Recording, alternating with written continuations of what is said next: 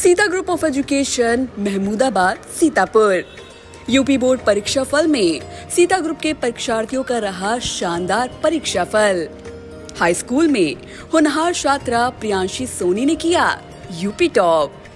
सत्र 2023-24 के लिए प्रवेश प्रारंभ। आई इंडिया के विशेष कार्यक्रम कभी कभी कभी शायर में आप सभी दर्शकों का एक बार फिर से स्वागत है। मैं हूं ज्ञान प्रकाश सिंह प्रतीक। आज हमारे स्टूडियो में मौजूद हैं जनपद के बहुत ही अच्छे कवि, व्यंगकार, नाटककार और नाटकों का निर्देशन करने वाले राजेश कुमार श्रीवास्तव जी, जो सरकारी सेवा में रत हैं और सिंचाई विभाग में ड्राफ्टमैन के पद पर कार्यरत हैं और बहुत ही अच्छे वो रचनाकार हैं। और कह लें कि वो साहित्य क्षेत्र में, सांस्कृतिक क्षेत्र में उन्होंने जो आयाम स्थापित किए हैं इससे कोई अपरिचित नहीं है। 50 नाटकों में उन्होंने अभिनय किया है। कविता लेखन का काम उनका निरंतर जारी है और निर्देशन भी किया है। हमारे भी ये बहुत पुराने मित्र हैं। इनके निर्देशन में हमने भी कई नाटकों में अभिनय किया है। आज हमारे स्टूडियो में मौजूद हैं राजेश कुमार श्रीवास्तव जी। हम दर्शकों को उनकी अच्छी अच्छी रचनाएं सुनवाएंगे। वो व्यंग विधा में भी काफ़ी लिखते हैं। वैसे साहित्य की उनकी हर विधा पे ज़बरदस्त पकड़ है। भाई राजेश श्रीवास्तव जी, आप स्टूडियो में आए, आपका बहुत बहुत स्वागत। हम चाहेंगे हमारे दर्शकों के लिए राजेश श्रीवास्तव जी कोई कविता पेश करें।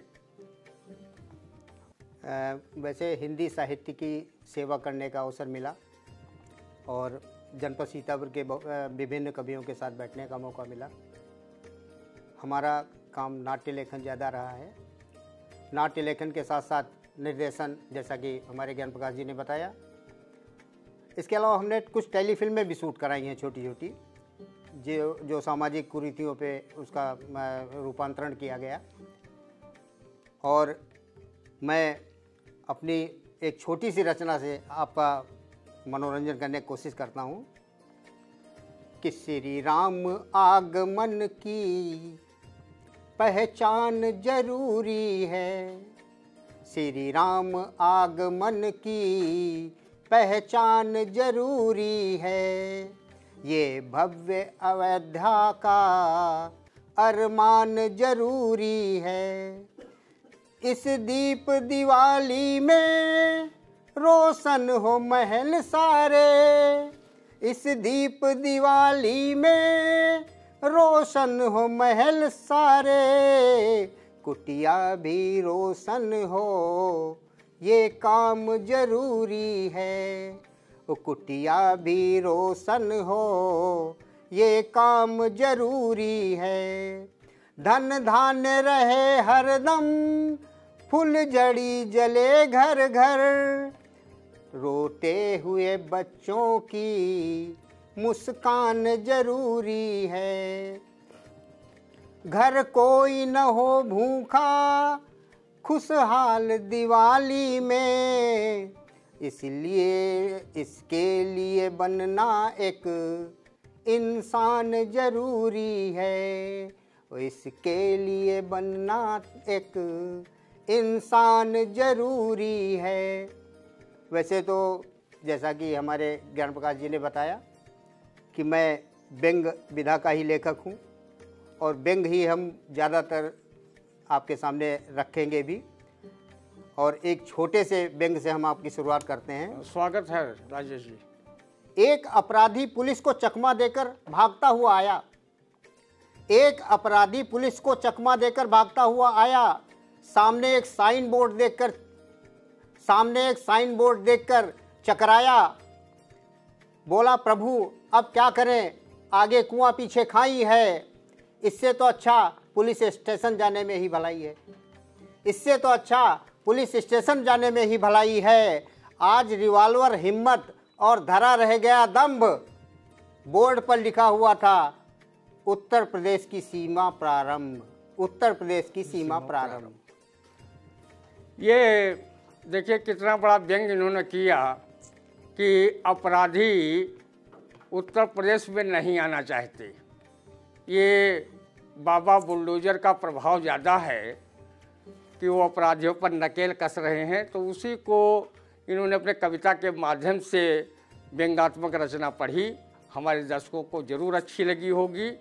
और हम बता दें कि इन्होंने नाटक अधूरा सुहाग, रोटी का टुकड़ा, गांधी की लंगोटी, अनोखी हत्या, सत्यमेव जयते, आज का क्लर्क, ये तो इन्होंने नाटक स्वयं लिखे हैं और उनका मंचन किया है और निर्देशन भी किया है। और जिसमें अधूरा सुहाग में मुझे भी अभिनय करने का अवसर प्राप्त हुआ था। और लगभग इन्होंने 100 नाटकों का मंचन किया है। भाई राजेश श्रीवास्तव जी जितने अच्छे नाटककार हैं उतने ही अच्छे ये कवि और व्यंग्यकार हैं। हम चाहेंगे हमारे दर्शकों के लिए बढ़िया सी कोई कविता पेश करें, क्योंकि कवियों के लिए कविताएं सभी अच्छी होती है, अपनी रचना सबको अच्छी लगती है, लेकिन उसमें भी कोई ऐसी रचनाएं होती हैं जो स्वयं के भी मन को स्पर्श करती हैं। भाई राजेश जी। मैं जैसा कि पहले ही बता चुका हूँ, मैं व्यंग्य विधा का लेखक हूँ और मैं एक दो छोटे छोटे व्यंग्य से आपका ध्यानाकर्षण करना चाहूँगा। एक नेता पुत्र बकरी के बच्चे को गर्दन से बांधकर कुएं में डाल रहा था।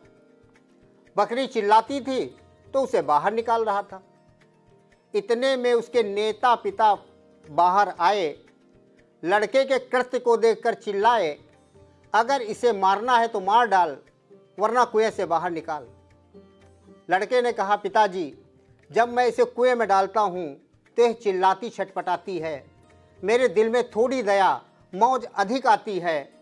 जिस वक्त मेरे दिल से दया बिल्कुल समाप्त हो जाएगी, सिर्फ आनंद आएगा, इस बकरी का अंत हो जाएगा। क्योंकि आप मुझे मंचों पर ले जाने लगे हैं, संभवतः नेता बनाने लगे हैं, इसीलिए इस बकरी को बार बार कुएं में डाल रहा हूँ। अपने अंदर की दया को पूरी तरह मार रहा हूँ, अपनी अंदर की दया को पूरी तरह मार रहा हूँ, अपनी अंदर की दया को पूरी तरह मार रहा हूँ। देखिए कितना बड़ा व्यंग्य राजेश जी ने किया नेताओं पर, और हमारे दर्शकों को बड़ा अच्छा लगा होगा। और ये ऐसे व्यंग्यकार हैं जिनके व्यंग्य मेरे जैसे भी लोगों को काफ़ी याद हैं, इनके जो कब सम्मेलनों में सुनाया करते हैं, तो हम लोगों को कंठस्थ इनके बहुत से व्यंग्य हो गए हैं। जैसे इन्होंने एक दहेज पर व्यंग्य कहा कि जब शादी नई नई हो जाए तो इन्होंने हिदायत दी कि 7 साल तक, तो जब तक दहेज एक्ट प्रभावी रहता है तब तक के लिए जो है अपना स्वयं खाना बनाएं। तो इनका व्यंग्य ये है, नई नई पत्नी रसोई घर में आई, नई नई पत्नी रसोई घर में आई, पति महोदय ने कलछुल उठाई, बोले मुझे ये खाना बनाने दीजिए, मुझ पर इतना रहम तो कीजिए। खाना बनाते वक्त अगर तुम्हें कुछ हो गया मिसेज गरम मसाला, तो लोग कहेंगे दहेज के लालच में जलाकर मार डाला, दहेज के लालच में जलाकर मार डाला। अब हम चाहते हैं कि हमारे दर्शकों के लिए बहुत चुटीले व्यंग वाली अपनी कविताएं पेश करें भाई राजेश। एक समस्या, हम लोगों की कवि जो होता है वो कहीं से भी कोई कविता उठाता है। मैंने भी कुछ कविताएं इधर उधर से उठाई हैं। आज तक आपने किसी झोला छाप डॉक्टर के बारे में कुछ नहीं लिखा गया, और ना मैंने कहीं सुना है, हो सकता है लिखा हो लोगों ने। मैंने एक प्रयास किया है, वो आपके सामने है। स्वागत है। एक अति शिक्षित व्यक्ति डॉक्टर के पास आया, करुण स्वर में चिल्लाया, डॉक्टर साहब, मेरे दिमाग की जगह किसी नेता का दिमाग लगा दीजिए, इसके लिए चाहे जो कुछ ले लीजिए, कम से कम कमीनी की गद्दारी, मक्कारी, हरामखोरी से कुछ न कुछ तो मार ही लाऊंगा, अपना तथा अपने परिवार का पेट चलाऊंगा। डॉक्टर झल्लाया, अबे गधे, तू भारतीय नेता के दिमाग को रोता है, तुझे इतना भी नहीं पता भारतीय नेता के दिमाग ही नहीं होता है। यदि उसके पास दिमाग होता तो क्या वो भारत माता से गद्दारी कर पाएगा? देश का माल स्विस बैंकों में ले जाएगा, आपस में दंगे करवाएगा। इसीलिए हे मूर्ख, किसी इंजीनियर या डॉक्टर के दिमाग की कर कामना, यहाँ का नेता बगैर दिमाग का है भला। इतना सुनते ही मैं बोला कि यदि मैं इंजीनियर बन जाऊंगा तो नौकरी कहाँ से पाऊंगा, डॉक्टर बन जाऊंगा तो 50 लाख डिस्पेंसरी खोलने के लिए कहाँ से लाऊंगा। डॉक्टर बोला, अबे नालायक, कोई डॉक्टर अपने पेट पर लात लगवाएगा? तुझे एक झोला छाप डॉक्टर का दिमाग लगाया जाएगा। मैं बोला उसके बाद मैं कोर्ट कचहरी के चक्कर लगाऊंगा, अपना परिवार कैसे चलाऊंगा? डॉक्टर बोला, बढ़ती जनसंख्या से सरकार भी डरती है, इसीलिए शायद इन झोला छाप डॉक्टरों के विरुद्ध कोई कार्रवाई नहीं करती है। इन झोला छाप डॉक्टरों के विरुद्ध कोई कार्रवाई नहीं करती है। बहुत अच्छा व्यंग, और हमारे दर्शकों को अवश्य अच्छा लगा होगा, क्योंकि बहुत ऊंचाई के व्यंगकार हैं और हमेशा कवि सम्मेलनों की शान हुआ करते हैं, तालियां बटोरते हैं। दर्शकों का इन्हें लाखों लाख दर्शकों का इन्हें आशीर्वाद प्राप्त है। और नाटकों के बारे में तो बताया ही है, समाज सेवी भी हैं, पर्यावरण संरक्षण संवर्धन में भी इनकी काफ़ी भूमिका रहती है। ये आज मतलब जो है पशु पक्षियों को दाना पानी खिलाने पिलाने का भी ये कार्य अनवरत इनका जारी रहता है। अपने नौकरी के पैसे से ये अपने खर्चों में कटौती कर पशु पक्षियों के लिए भी बहुत कुछ काम करते हैं। और इनकी टेलीफिल्म भी आप लोगों ने शायद देखी हो, अनोखी हत्या और स्पर्श, बहुत चर्चित हुई थी।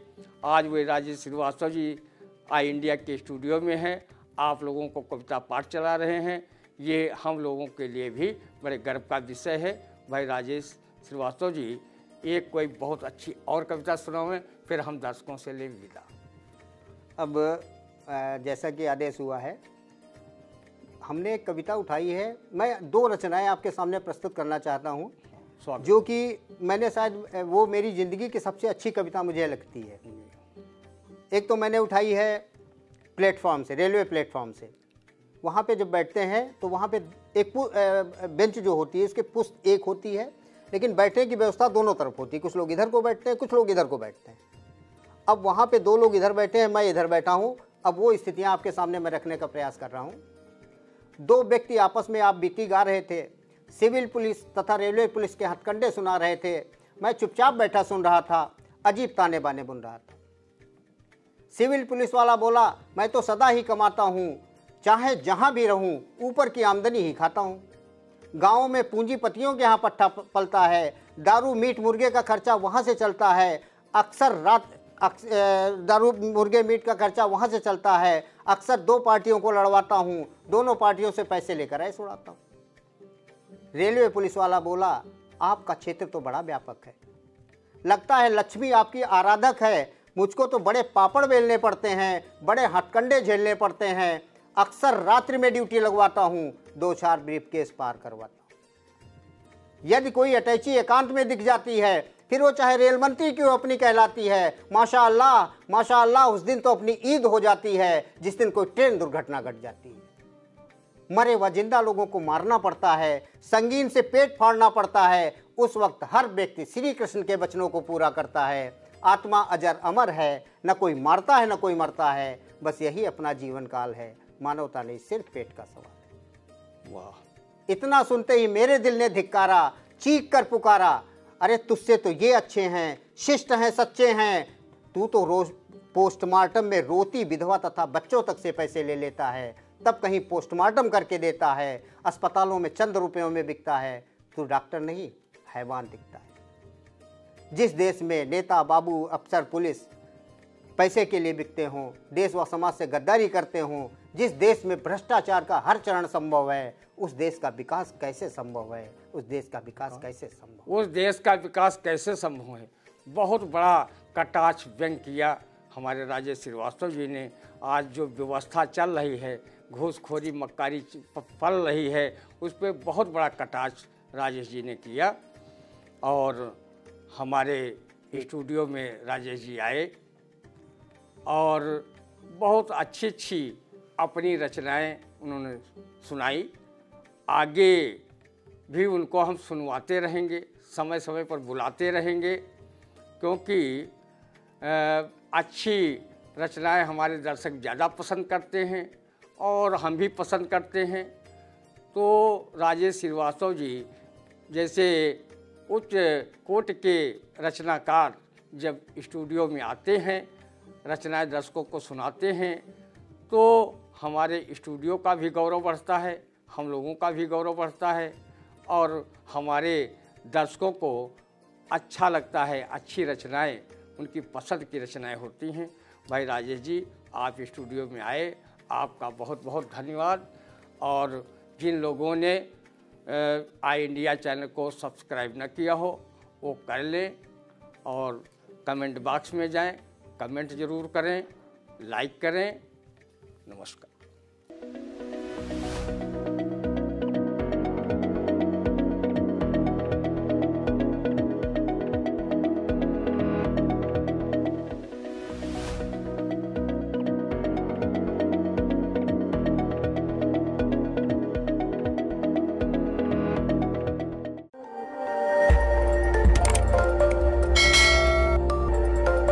खबर आपकी, नजर हमारी। देखते रहिए आई इंडिया।